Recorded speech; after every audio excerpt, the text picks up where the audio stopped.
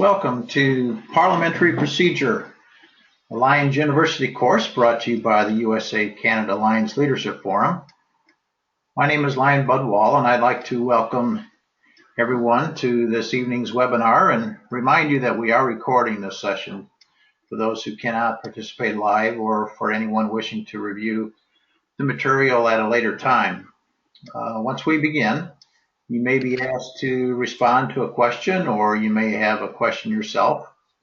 And this can be handled either by typing your question in the questions pane in the panel along the right side of your screen, or by raising your hand or clicking on your hand so you can be unmuted, and giving you the opportunity then to share verbally with the entire group.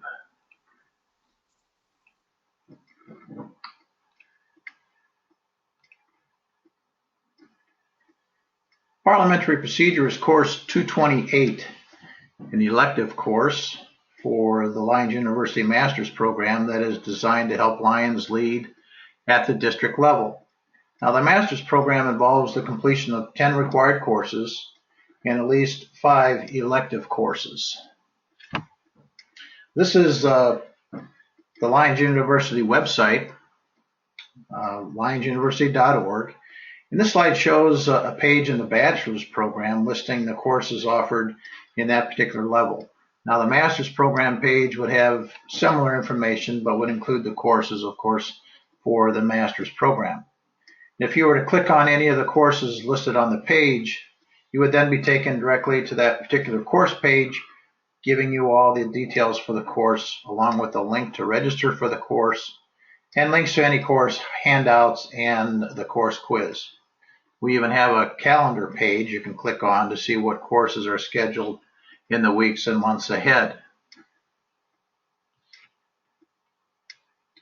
Now, this slide shows the master's program, and it shows the 10 required courses on the left side of your screen, and the 5 elective courses, or the 15 elective courses that are being offered on the right-hand side, of which in order to qualify for graduation from the master's program, you have to have the 10 required courses on the left and at least 5 of the 15 courses that are shown on the right side of your screen.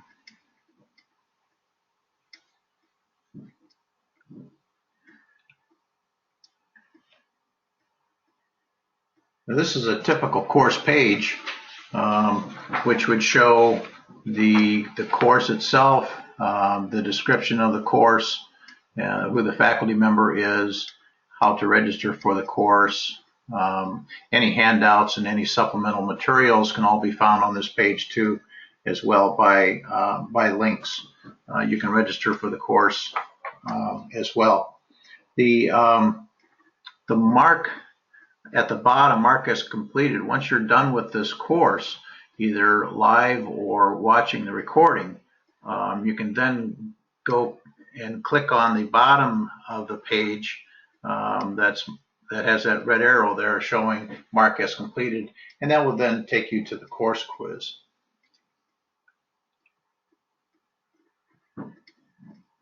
When you complete the quiz and submit your answers, you will instantly be given the results, and then you can click on that red arrow that I showed you prior to this slide, and this will then take you to a page. You can take your quiz, and it'll take you directly to the results of your test. And this page shows you, will show you all the courses that's being offered in that particular program, whether it's the bachelor's program or the master's program, and will show you if you've taken the quiz, and if so, what your score was on that particular quiz.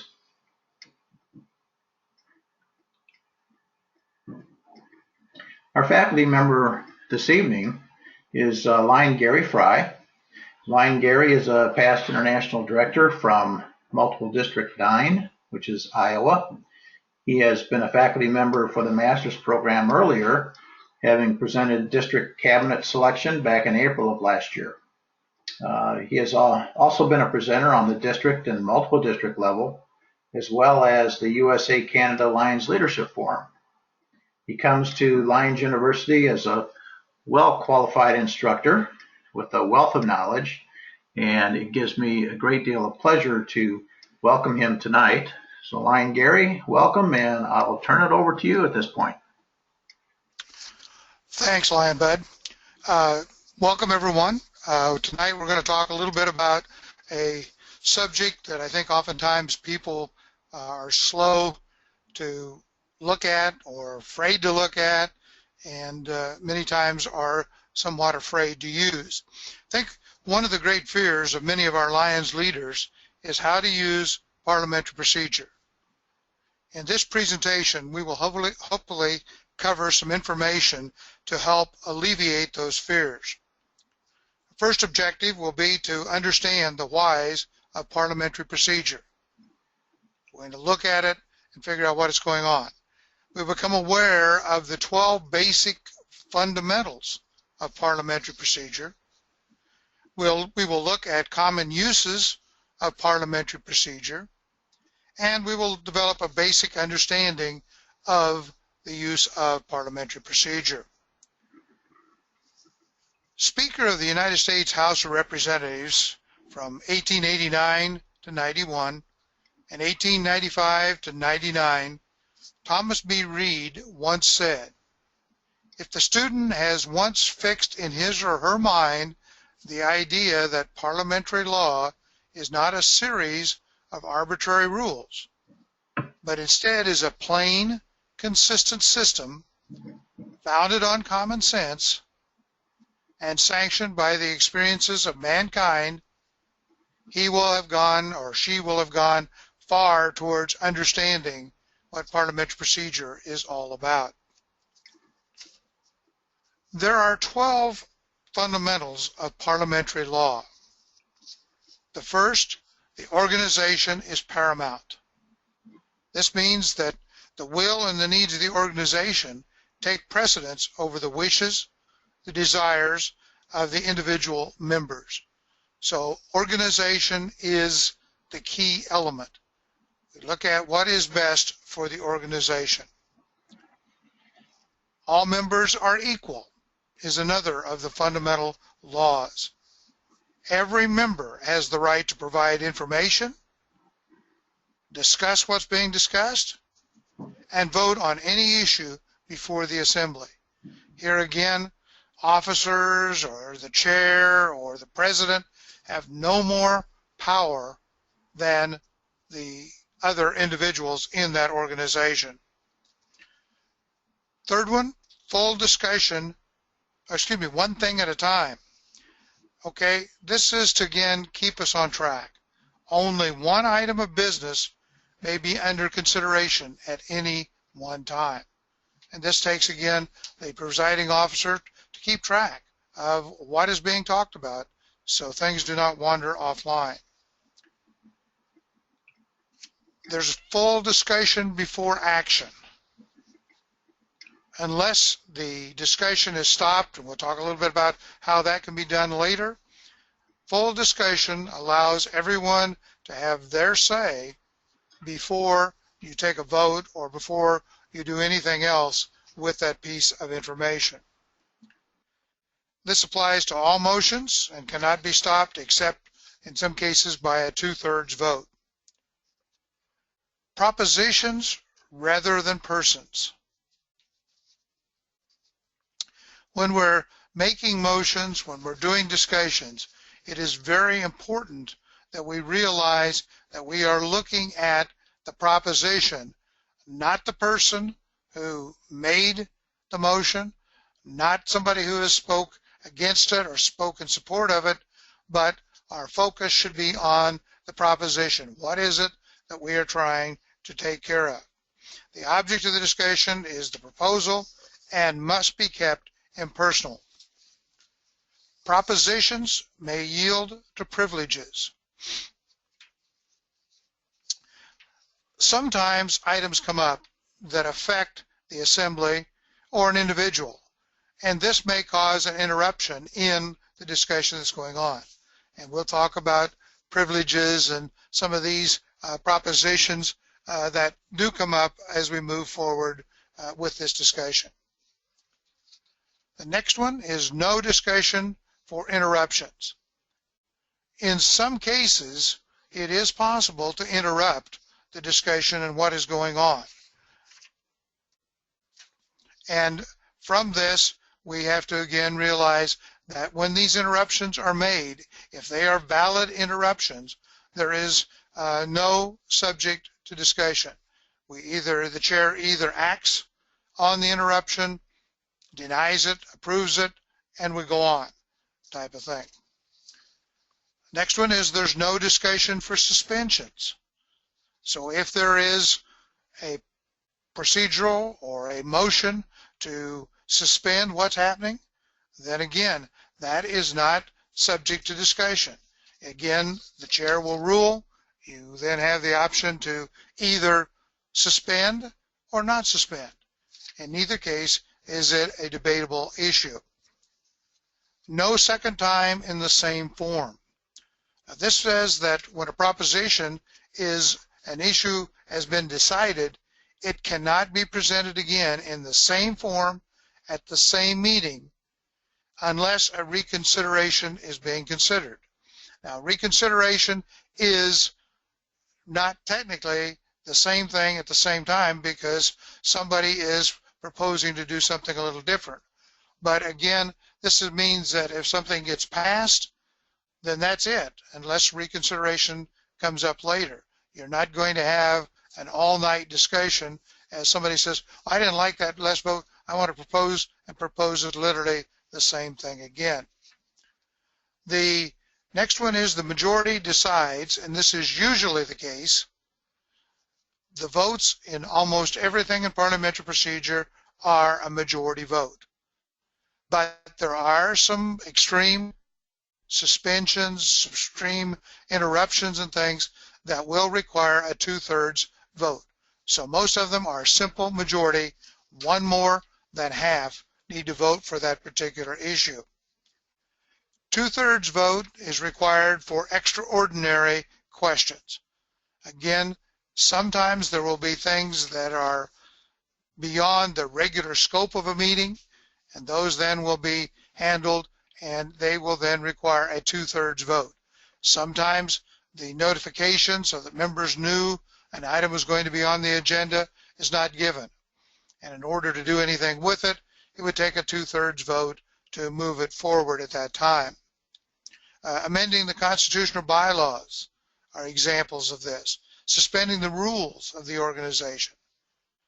To repeal something without giving prior announcement or knowledge to the people that you were going to consider repealing something. Or to deny individual parliamentary rights. All of these are going to require a 2/3 vote. And the last one is that silence gives consent.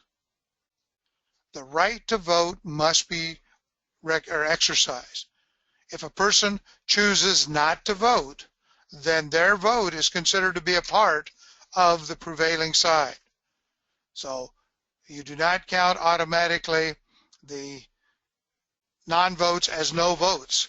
They are simply cast or figured as a part of the winning side, which could be yes or no, depending upon the vote of those who did vote.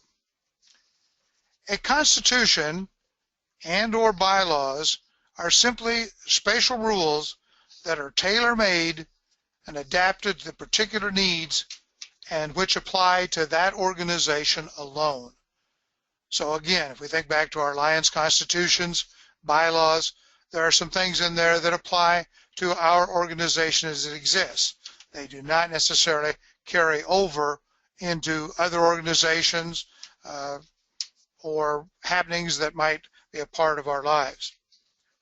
Sometimes during a meeting, questions arise as to whether something is in order or conflicts with the higher law or rule. So as we look at items, what can we change, what can we not change? And in meetings, we have certain things. At the top of that structure are national and state laws. They are then the major guiding principles. We as an organization cannot enact something and make it legal in our organization that are declared illegal by national or state laws. If the organization has a constitution, then that is next in the power rank. So in our case, our international constitution guides us, and we cannot do things that are in conflict with the international constitution, even though something might be that we would like to do in our own multiple district or single district. The next one is the bylaws, and these again are items that are enacted. The bylaws of Lions Clubs International, most of our multiple districts, and even probably our clubs, districts and our clubs, all have bylaws and constitutions. The Constitution takes precedence over things in the bylaws. The next item is our policy manual, or sometimes we call them standing rules. These are rules or guidelines that have been established to help us to understand and to carry out what needs to be done. So these are the easiest ones to change, and they also rank down. So a policy manual, again, must be in line with the Constitution and the bylaws at whatever level we're talking about. And then the final item are what we call parliamentary laws. Now, here in the United States, we quite often refer to parliamentary laws and make reference to Robert's Rules of Order. Revisited, many times revisited, however you want to look at it. But that has become kind of the manual or the guideline book for what we're talking about with regard to parliamentary laws. So if things are not covered in the first four of these, then we may refer to the parliamentary laws to decide, can we do whatever it is we are looking to do. To conduct a meeting, there must be at least 2 recognized officers. There must be a presiding officer, and again, those can take a number of different titles or names. This person obviously would be the organizer of the meeting and the person who is being or is doing the recognition to allow others to participate in the meeting. The second officer that is necessary is the recording officer. This is someone who is taking the notes, somebody who is using a tape recorder or some other device to record what is being said, so that an accurate legal transcript of what has happened in that meeting is maintained, because that may come up later with regard to motions or motions to reconsider or whatever. So the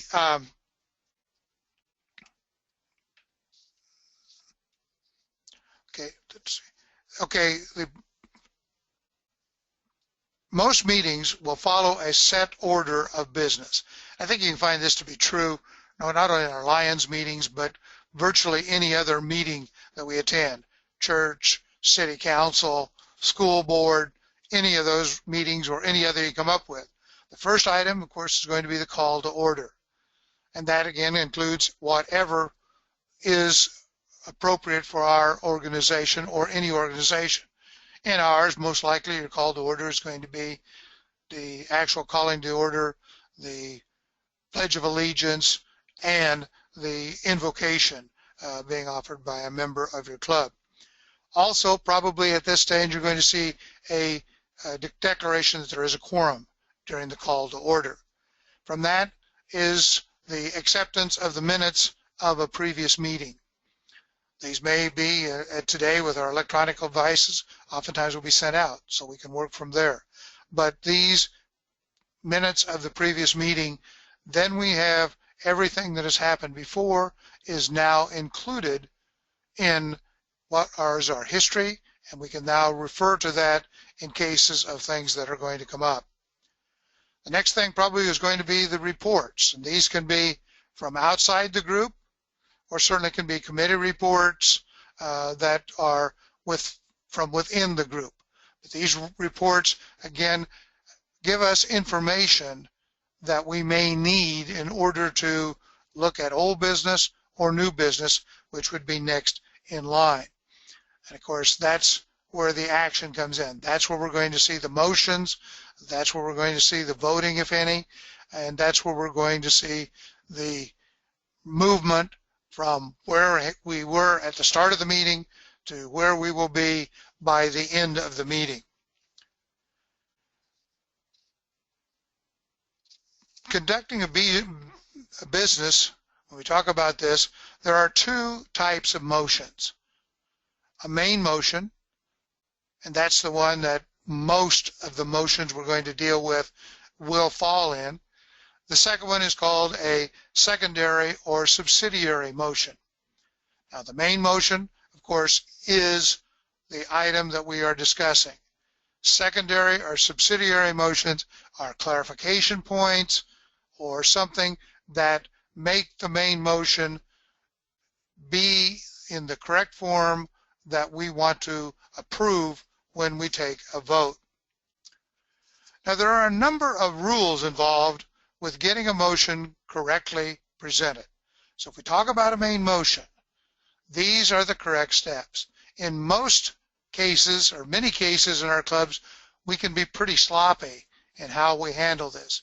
And in most cases, it probably does not cause great alarm. But if we're going to do it correctly, and we want to make sure that it stands up and can stand the challenge, then we should follow this. And the first thing is, it must be in order. It has to be something that is allowed by the organization.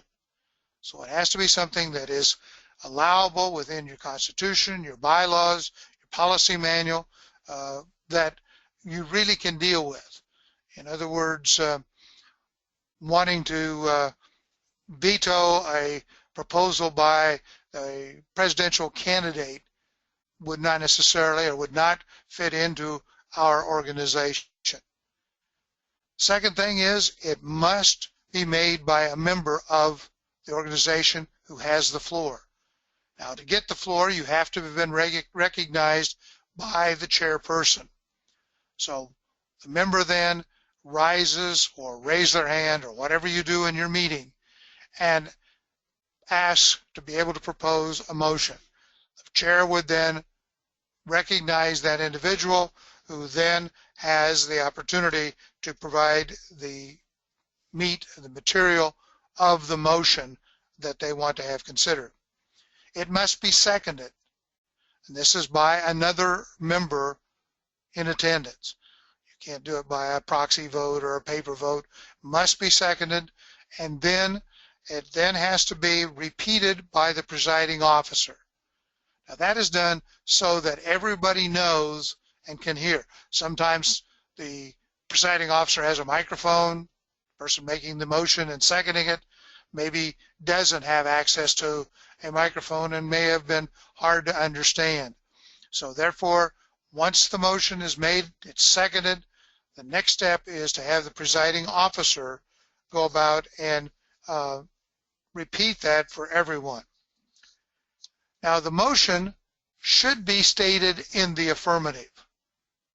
So whatever the wording is, it should be so that a yes vote would mean you are voting for the language that is being stated in the motion. Oftentimes, people, in order to try to get something where you may think you're short on votes, may get it subject to something that is not in the affirmative, and then you got to vote no to vote yes, and yes to vote no, and it becomes very confusing. And that's why a good presiding officer will be very careful in making sure that motions are stated in the affirmative. And then it is always debatable. So a main motion is always subject to debate.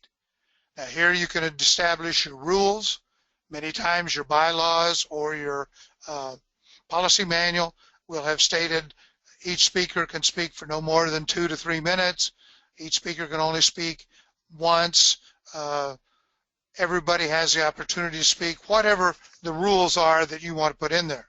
But the debate is a part of a main motion.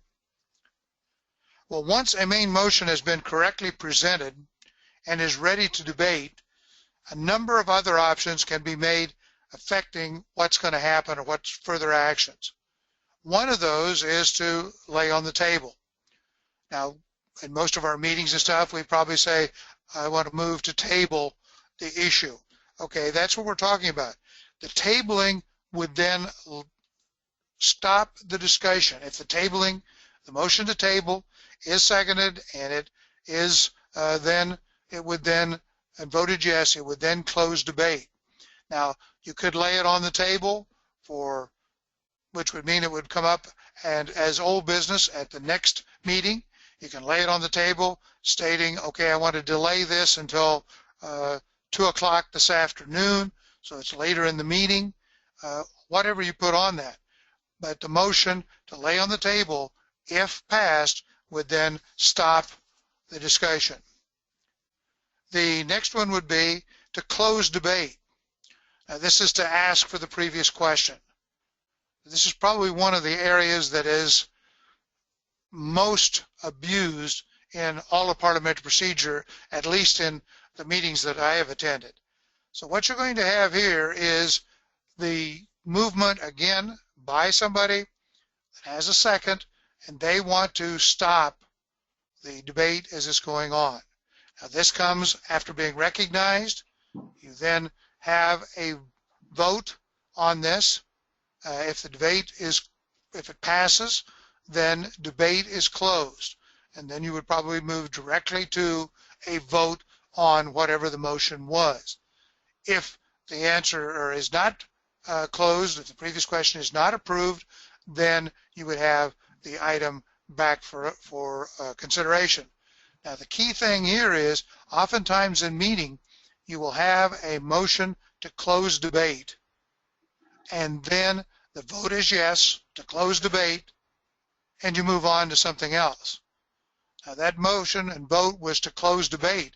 It was not to pass or fail the previous or the main motion that you were discussing. So watch that. I see that happen a lot of times, where that one vote is taken and it's considered that when you close debate, that means everybody's ready for it to move and there's no further vote taken. Another thing might be to limit or extend the allowed time. Gary? Yes. Can I go back to lay on the table? Just to, I have a question on that, and there might be some question. Nothing has come up yet on the question panel, but there might be some thoughts out there. If the vote is to table a matter, and like you said, you might put a limit on it, saying you're going to table it until this afternoon discussion at 2 o'clock or to the next meeting. How long can an item be laid on the table? I mean, does it have to be discussed at least at the next meeting? If it's not brought up at the next meeting, is it just eliminated totally, or is there some limitation on it? Can you expand on that a little bit for me? Yeah, almost all requirements are that when that happens to tabling, they lay it on the table, then that would then move to old business in the next meeting. Now, if you have a time on it later today or later in this meeting, or if it's a multi-day meeting, to another day within this particular meeting before it adjourns, then it would be taken up at that time. But laying on the table simply postpones it. Now, what quite often happens is, one, the secretary forgets to put it on their little notes and that doesn't show up, and members forget that it was out there, and so laying on the table can, and in many instances does, kill whatever the motion was. Okay. And I did have one other question that came up on the board here, and we might as well take it right now. Yeah. This from Lion Michael says, when someone calls for the question, does that have to be voted on? Yes, because that is this motion we just talked about closing debate. Right. Okay. And if it's made and seconded, then you would take the vote, and again, if that vote is a positive to call for the question, then that means that then you would then move to the vote on the question. Voting to close or to call for the question, voting yes on that does not pass or fail the main motion. That's the key thing. Okay, so if someone calls for the question, that has to be voted on then, right? Because I've been in meetings before at the district level and at a state level, multiple district level with the council, where someone, there's a motion on the floor and a second, and then there's a lot of discussion and debate and everything, and then someone calls for the question. Someone just announces, I call for the question, and then whoever's in charge, whether it be the council chair or the district governor, whoever, they stop the debate, and then they vote on the motion that's on the floor. They don't even vote on calling for the question statement. Right. Yeah. So now this needs to be recognized. okay. I mean, people call for the question. That really doesn't do anything unless it is acceptable, to the presiding officer to recognize that there is a call for a motion for the previous question. So then you would then vote on it, because again, the people may still want to debate, and it's just somebody who's watching the clock and feels they got to get out of here in X number of minutes, and that's what they're dealing with. Okay. So yes, it would need to be voted on. Okay. Let's see. Okay. Yep. Okay. Another thing may be to limit or extend limits of debate. Again, we talked about that in most meetings and in most dealing with motions, there is in the bylaws a set time limit, and that you can limit it or you can extend that limit. And this again is something that could be happen during that period of time.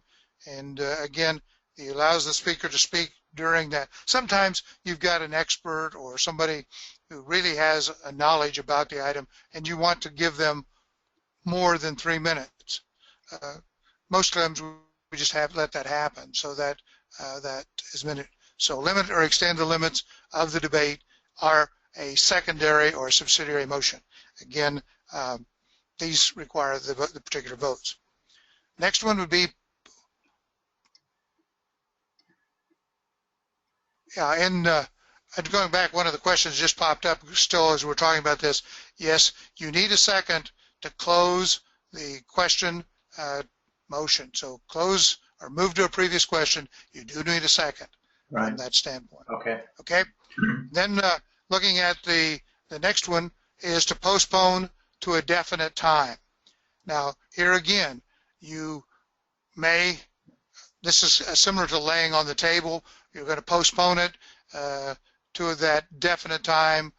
Again, same way of doing as we said about laying on the table. If you postpone it to a definite time, whenever that time comes up, this would be an opportunity again to, I'd like to postpone this issue to the second meeting of next month.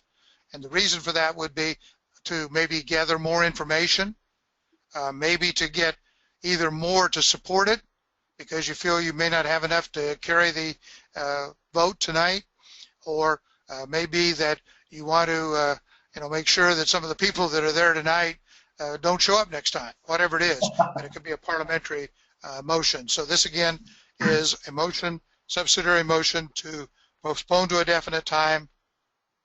If that passes, then you would take this item and you would then put it wherever it comes up in your future meeting or endeavor. Okay.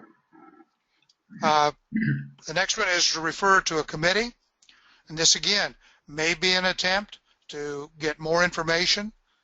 Oftentimes motions or ideas are deemed to be very good, but they don't have enough information with them for us to carry that. So again, referring it to a committee again allows time. Then that committee report would then come up at some future meeting, and at that time you may choose to take action or refer it back, whatever you choose to do. But that's what you would be doing, would be taking it off of the agenda for this meeting and moving it to a future meeting when you get that committee report back. Okay.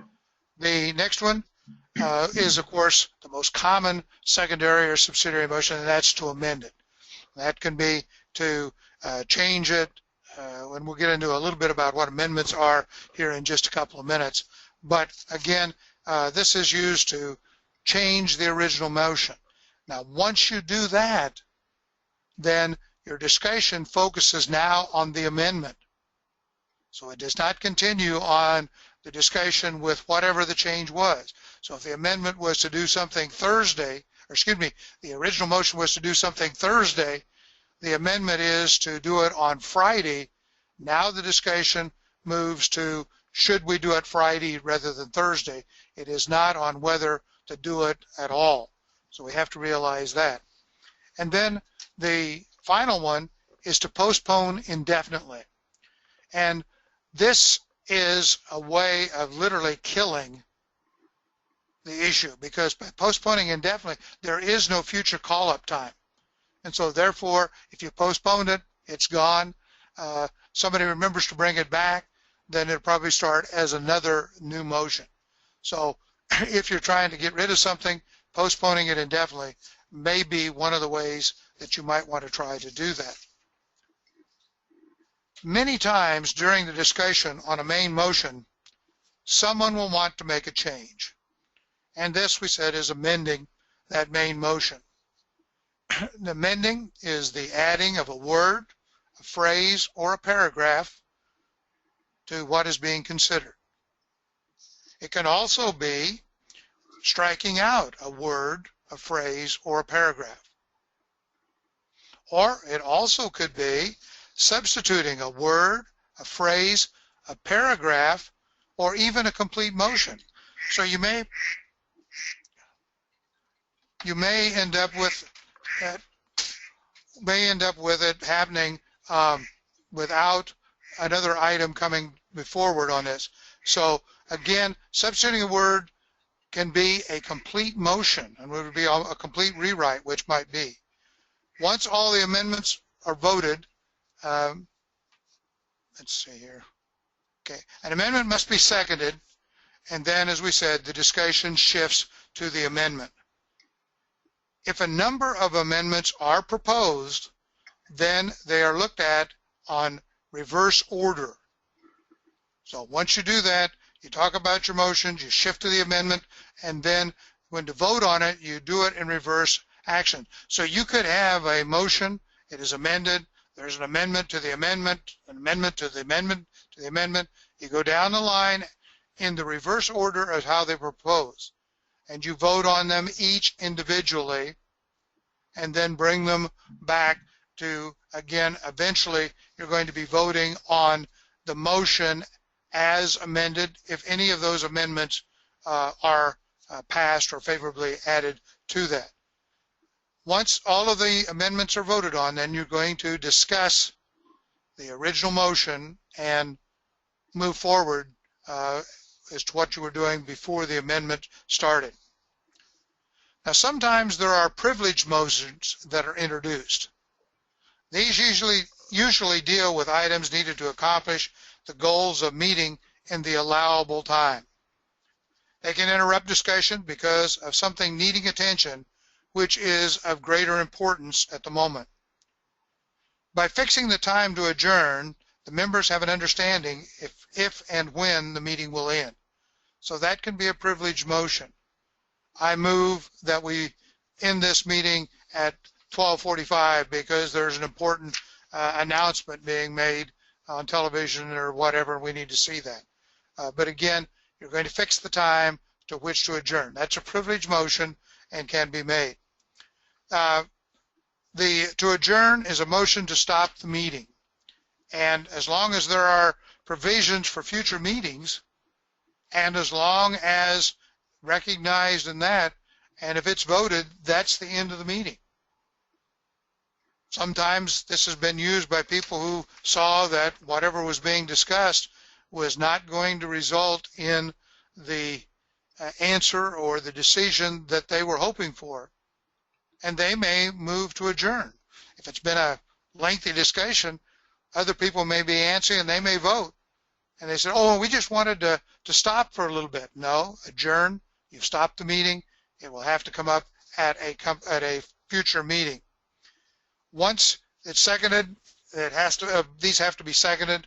Then you take that into consideration. Taking a recess. Taking a recess is simply for time. We need a break. It's lunchtime. We have oftentimes when we're, let's say, at a district meeting, we may have our international guest that comes into the meeting, and we may take a recess to visit with that individual, recognize them, take a recess to welcome them, whatever it may be, and then come back to whatever we're trying to do. So that is, again, a question of privilege to make members more comfortable, again, to turn down the heat, or turn up the air conditioner, or please step to the microphone, or would the chair please repeat what was just said, all of those kinds of things. Now, that does not require a second. So a question of privilege can be issued at any time. The chair then needs to rule on that question of privilege. If the chair doesn't feel it's too warm, the chair can say, well, I don't see any future for a reason for that, and we will not adjust the heat. Or speak up, I think the person was clear in what they said. That is the privilege or the prerogative of the chair to do that. Now, once that happens, there can be a call for the questioning that appealed question of privilege. And this is done, it must be by somebody being recognized, and it must be seconded. And if that's the case, then and is voted, then there is a vote taken as to, yes, we should turn down the heat. How many think we should turn down the heat? How many think it's fine? That type of thing. But a question of privilege can be issued without a second, and it is simply for clearing up, making something better, or at least in the feelings of that individual, making things better for that particular meeting. Now, this last one is called the call for the order of the day. I'm sure none of you have been to meetings that stray off course, that get sidetracked, all kinds of other discussions going on. The call for the order of the day is simply asking for it to be turned to the adopted agenda. That is why it's so important for a meeting for there to be a printed agenda. So if you vary off from that and are not just kind of wandering around, this would be the way to bring it back. And again, does not necessarily take a second. Usually when somebody makes that, there is a quick second just to be careful for what that does. Now, there are also what we call incidental motions which arise. These usually deal with actions during the conduct of a meeting. Probably one of the most common is somebody asking for a point of order. And this is where they believe a rule has been broken, that something has been debated that shouldn't be debated, that it's amendable and you're not allowing it to be amended. The decision here and a point of order is by the chairperson. And again, if the members feel that the chairperson is in error in what their decision is, then they can call for an appeal of the point of order. Again, you would then vote on that, and then you would then take a look at what is happening by the decision of the chairperson and act as a result of what the vote. Now, a tie vote on an appeal sustains the chairperson's ruling. So it doesn't take, a overwhelming yes vote, should we agree with the decision. That is necessary. A tie vote would then go in favor of whatever the decision was by the presiding officer. Objections to consideration. Now, this is something that can only be used before an issue is discussed, and it requires a 2/3 vote to stop any further consideration. Someone may bring up something and you object to it being considered. It may be outside the scope of the club. It may be something that more members need to be present. Whatever the reason might be that you as an individual were looking at this, you could object to the consideration of the issue, but it has to happen before the issue is under discussion. You can't partway through the discussion say, I object to further consideration of this. That is not an acceptable time to object to consider. It does require a 2/3 vote, so therefore it is a waiver of the normal rules and therefore takes special voting. To withdraw a motion does not require a second, but it requires a majority vote unless granted by general consensus. So if there is a motion to withdraw or to reconsider something, or to withdraw a motion, I'm sorry, withdraw a motion, it does not need a second, but it does take a majority vote of the group, unless by general consensus. And you see this a lot of times where whoever made the motion will make a motion to withdraw their motion. Whoever seconded it will second it. And is there anybody that disagrees with this? And usually, no, at that stage, it is withdrawn. So you can keep that into that. Now, suspending the rules. Whatever the rules are, we talked about policy manuals, those kinds of rules, requires a second and a 2/3 vote unless it is one of the rules in the policy manual. If it's a bylaw rule or a constitutional rule, 2/3 vote.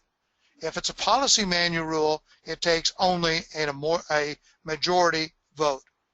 So again, keep that in mind. So suspending the rules that are in a policy manual require only a majority approval, whereas rules of the bylaws or the Constitution take a 2/3 vote in doing this. Immediate action is taken when a quorum is not present. Now this is to, or excuse me, I'm sorry, I jumped over. This is to ratify.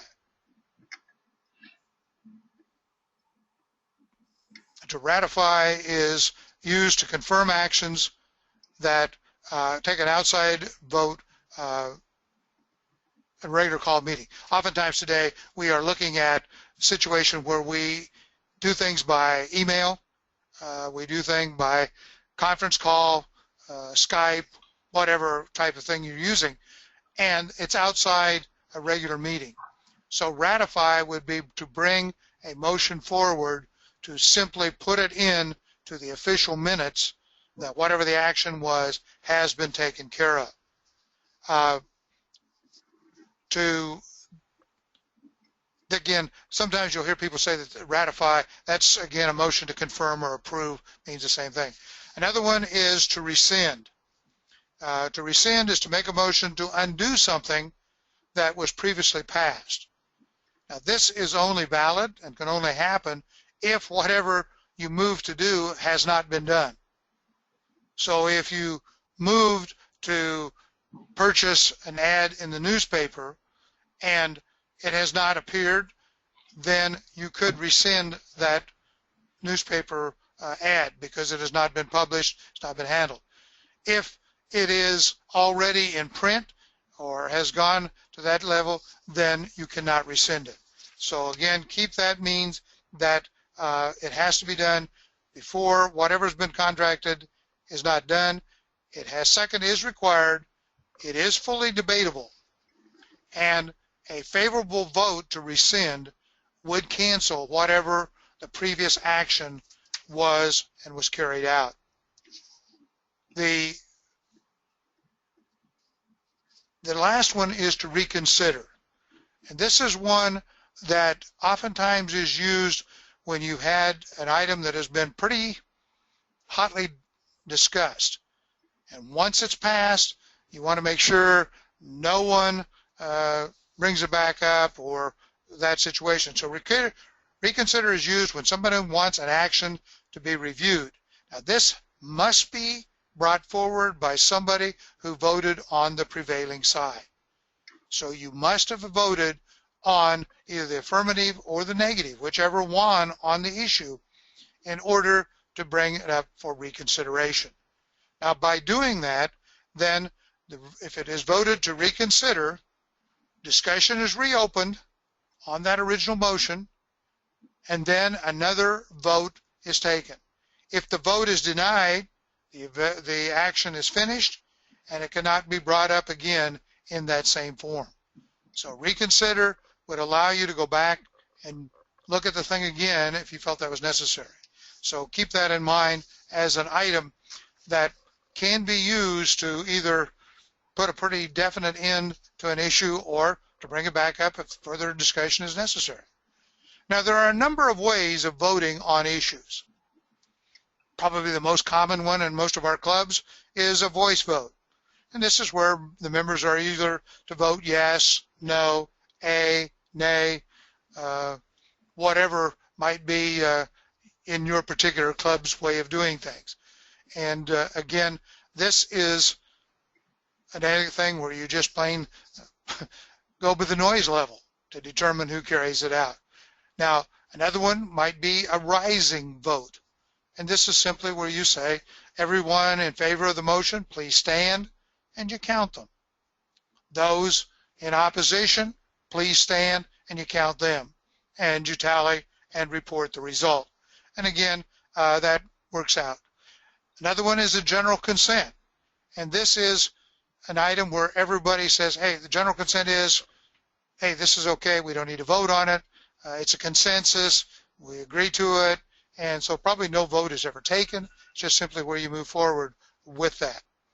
The next one is ballot voting, and that is one, again, that we're very commonly, is very common where we use a paper ballot or we use something to deal with the end of the voting. Again, this provides some secrecy, and we need to protect that secrecy because there may be issues that shouldn't be looked at. Okay, and then the last one is the roll call, and this is the most public of votes, and this is where you simply say, okay, call the people's names, and they respond yes, no, abstain, whatever the vote might be. But this is what the roll call is, and the responses are recorded. Why 2/3? Well, 2/3 votes, again, have consequences that are deemed to be more severe and require more of a consensus by the people who are looking at what is going on. And so we have, during this, covered a number of ways that a 2/3 vote is necessary previous in this presentation. In the beginning, we set out to cover 4 objectives: to understand the why of parliamentary procedure, to become aware of the 12 basic fundamentals of parliamentary procedure, to look at common uses of parliamentary procedure, and to develop a basic understanding of parliamentary procedure. Hopefully, over the last almost 50 minutes, we have covered that items. Are there any questions that anyone has? I'll take a look here and see if anyone comes up with any questions on the questions pane or raises their hand. I know you talked about the Roberts rules and you know, as being on the International Board, Mid-Constitution and Bylaws Chair on the international level, as well as the parliamentarian for our Council of Governors many times. I carry the Roberts Rules of Order with me, and as you know, it's 700 or 800 pages thick, and so what I just want to say is not everyone, or there's hardly anybody that knows everything that's in that book, and that's why when I was parliamentarian, I always had that right in front of me, because if there was discussion being held or if there were questions, at least I had somewhere. If I didn't know the answer off the top of my head, I asked the council for a little bit of time to review things and come up with, you know, some answer to them. But that book is, if it's not covered in your Constitution and bylaws, Robert's Rules is a handy book to have at all times. Right. Here is a question. Oh, I'm sorry. Go ahead. I was going to say, I also, in some of the positions that I've held, I carry that with me. There are some abridged versions out there. Almost any bookstore has those. They're in paperback. If Yeah. I'm going to be charged with presiding at a meeting or asked to be the parliamentarian for a meeting, I'm like you, I feel very comfortable with the book there because I can look it up, but I don't feel by any means that I have committed to memory and feel very comfortable with that. Right. So, yeah. Exactly. So we have a question from Corrine Yes. about if someone amends a motion, can it be amended a second time? Yes. You can amend motions any number of times. Just remember that you go back and vote on those amendments in the reverse order of how they were proposed. So if you had 4 amendments, the 4th amendment offered would be the first one you voted on. Then you would vote on the next one, amend it as that motion or amendment as amended. And then it would be, the next one would be that amendment as amended. And then finally, you would be voting on the main motion as amended, considering that some or all of those did pass. That's correct. Right. Okay. Well, I want to thank you, Gary, for this very informative webinar on parliamentary procedure. You could probably do a 2 or 3 hour session on this, and still not cover all the questions that someone might have, or all the information that needs to be provided. So I do appreciate. We got some hands up. Do we need to look at them? I don't see any I got hands. some question. I guess those are just question marks. Yeah. People have asked Yeah. Those are people that had submitted questions, but right. Yeah. But again, thanks everyone for attending. I hope that you found some of this information to be helpful as you move forward in your very active Lions careers. Great job. Thank you, Gary. And this webinar is being recorded, as I said earlier on. So if you want to go back or need to go back and review anything before taking the test, and by all means, I'll have this up probably in the next 2 hours. It'll be on the website, the recording will. So you can relax this evening and maybe refresh your memory by reviewing the recording if you need to before you take the quiz. But very good discussion and good questions that came up too as well. I want to remind everyone that at the forum this coming September in Omaha, Nebraska, we will be having our second graduation ceremony. We had a very successful one in Grand Rapids this past September. We had over 200 that graduated from the bachelor's program and about 60 or 65 that graduated from the master's program. So we're looking forward to another large contingency in Omaha. And we do now have the doctorate program up and running. In fact, there was a doctorate webinar conducted, I think, this previous week. So those are the pins there that you can receive by completing one of the courses, one of the programs, each of the programs, and as well as a certificate of completion. And have a handshake by our international president and a picture with him at the graduation ceremonies in Omaha. So we hope that you will be able to join us in Omaha and at the celebration for the graduation ceremonies. Our next webinar, let's see the topic. Let me see. I forgot what the topic was. I don't have it listed here. I apologize for that, but it is on the calendar. If you go ahead and take a look at the Lions University website, go on the calendar page, and you'll see that we do have a webinar set for April. And I'm looking at my trusty book right now to see what that topic is. It's looks like on April 12th, creating specialty clubs. Lion Sharon Sykes will be conducting that webinar, creating specialty clubs, which is a pretty good topic. All the previous international presidents over the last few years have been really trying to emphasize specialty clubs, and that would be a good topic for everyone to sit in on and watch. So we hope to have you there for that.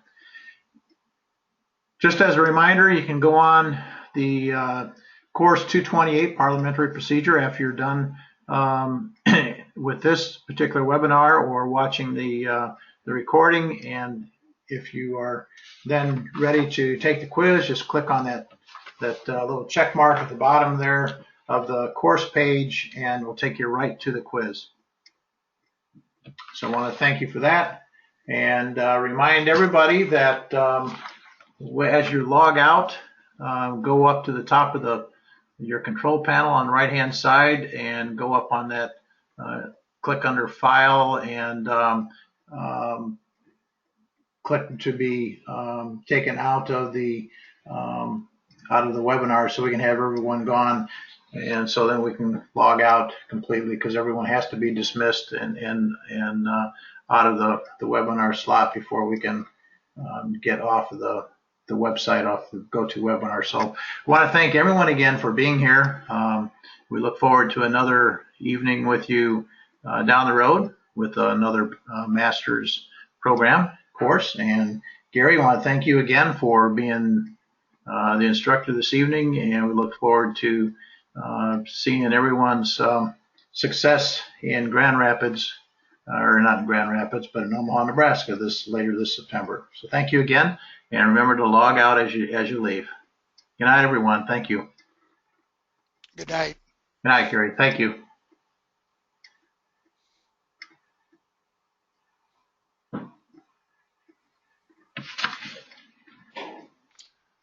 Bud, is there anything we need to cover?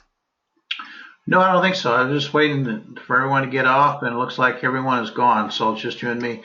I think we're pretty square here. I've got everything down, and I do have your quiz up and running, and I'll get this recording